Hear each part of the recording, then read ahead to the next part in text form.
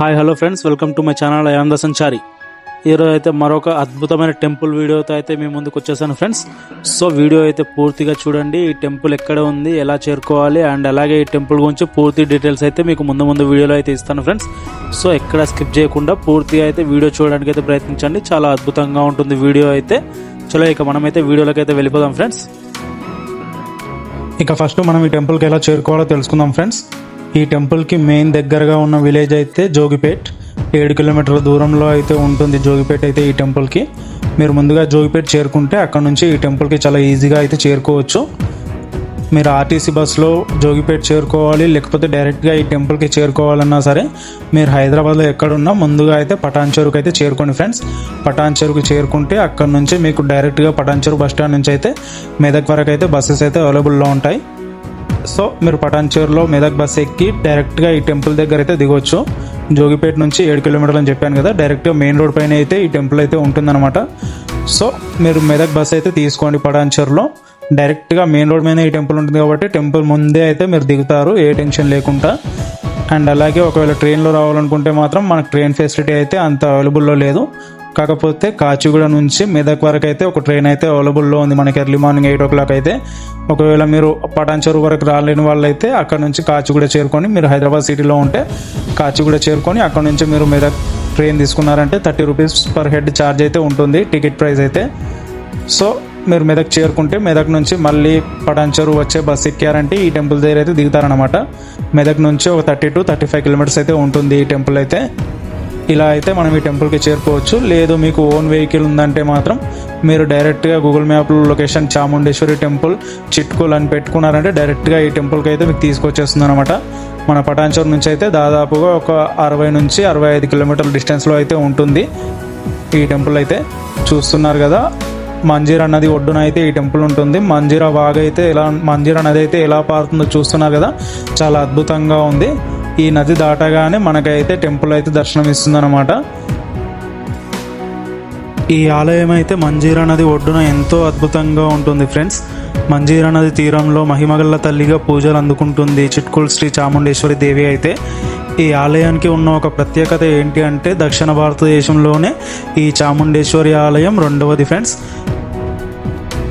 నాకు తెలిసిన ఇన్ఫర్మేషన్ ప్రకారం అయితే మొదటి చాముండేశ్వరి ఆలయం కర్ణాటక రాష్ట్రంలో అయితే శక్తిపీఠంగా అయితే కొలువుదీరింది అని అయితే నాకు తెలుసు ఫ్రెండ్స్.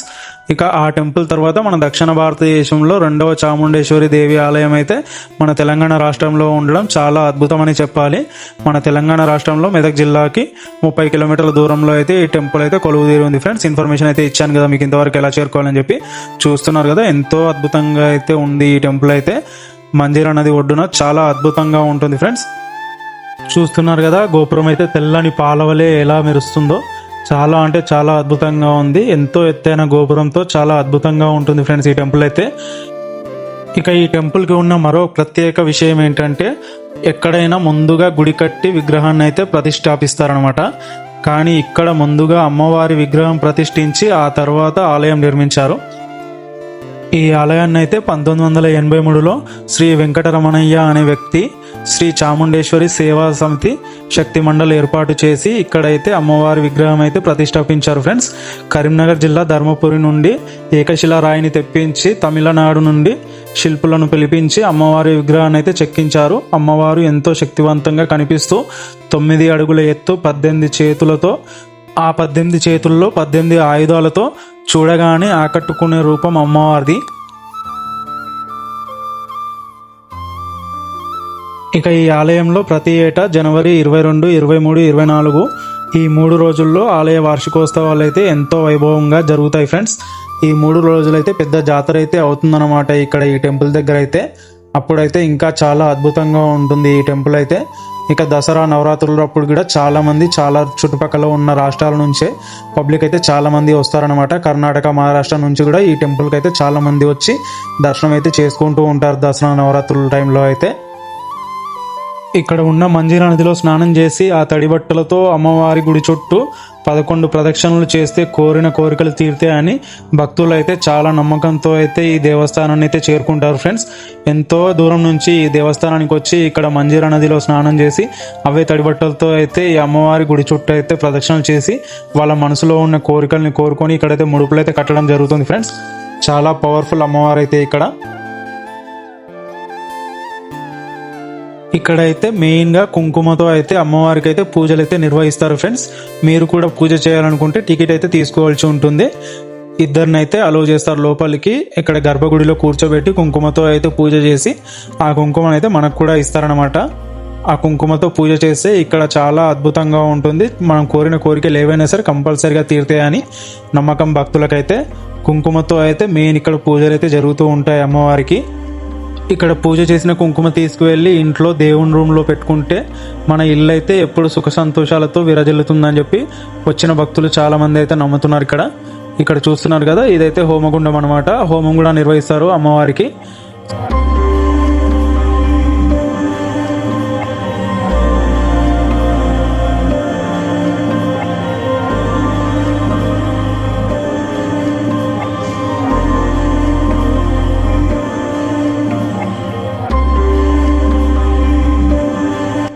చూస్తున్నారు కదా, ఇప్పుడు మీరు చూస్తున్నదంతా దేవస్థానం లోపలి వైపు అనమాట. చాలా అంటే చాలా విశాలంగా, ఎంతమంది భక్తులు వచ్చినా సరే ఎవ్వరికి ఏ ఇబ్బంది కలగకుండా చాలా విశాలంగా అయితే ఉంది ఫ్రెండ్స్. లోపల కూడా గుడి చుట్టూ ప్రదక్షిణాలు చేయడానికి కూడా చాలా అంటే చాలా ప్లేస్ ఉంది ఇక్కడ. ఈ కలర్స్ అయితే నాకు చాలా బాగా నచ్చాయి. ప్రతి పెయింటింగ్ అయితే చాలా అద్భుతంగా ఉంది. చూస్తున్నారు కదా, ఇక్కడ అమ్మవారి విగ్రహాలు ఇవన్నీ చాలా అంటే చాలా అద్భుతంగా నిర్మించారు లోపల వైపు కూడా. నాకైతే చాలా బాగా నచ్చింది. ఇక ఈ దేవాలయంలో చాముండేశ్వరి అమ్మవారితో పాటు బ్రహ్మీదేవి, కాళీమాత, వైష్ణవిదేవి విగ్రహాలను కూడా మనం దర్శించుకోవచ్చు అనమాట. ఈ దేవస్థానానికి వస్తే అమ్మవారులందరినీ మనం ఒక చోటే దర్శించుకోవచ్చు. ఇలాంటి మంచి మంచి ట్రావెల్ కంటెంట్ కోసం అయితే అండ్ అలాగే ఇలాంటి దేవస్థానాల కోసం అయితే నా ఛానల్ అయితే సబ్స్క్రైబ్ చేసి పెట్టుకోండి ఫ్రెండ్స్. చాలా మంచి మంచి వీడియోస్ అయితే రాబోతున్నాయి ఇంకా ముందు. అలాగే ఒకసారి అయితే నా ఛానల్ని ఓపెన్ చేసి చూడండి. నా ఛానల్లో కూడా మంచి మంచి వీడియోస్ ఉంటాయి. మీకు నచ్చితే సబ్స్క్రైబ్ చేసుకోండి ఫ్రెండ్స్. అలాగే ఈ వీడియోని లైక్ చేయండి. మీ ఫ్రెండ్స్ అండ్ ఫ్యామిలీతో కూడా షేర్ చేసుకోండి. ఇంకొంతమందికి రీచ్ అయితే నాకు కూడా వీడియోస్ కొత్త వీడియోస్ చేయడానికి కొంచెం మోటివేషన్గా ఉంటుందన్నమాట.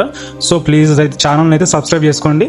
అలాగే వీడియోని అయితే లైక్ చేయడం మాత్రం మర్చిపోకండి. ఎందుకంటే మీరు లైక్ చేస్తే ఆ ఒక్క లైక్తో ఇంకొంతమందికి అయితే వీడియో అనేది రికమెండ్ అవుతుంది అనమాట. సో వాళ్ళు కూడా చూస్తే నాకైతే వ్యూస్ కూడా కొంచెం పెరిగి కొంచెం మోటివేషన్గా అయితే ఉంటుంది వీడియోస్ చేయడానికి. ప్లీజ్ అర్థం చేసుకోండి ఫ్రెండ్స్. కొంచెం సబ్స్క్రైబ్ చేసి నాకు కొంచెం సపోర్ట్ చేయండి. నేనైతే మంచి మంచి ట్రావెల్ కంటెంట్ అయితే మీకు అందిస్తాను అనమాట.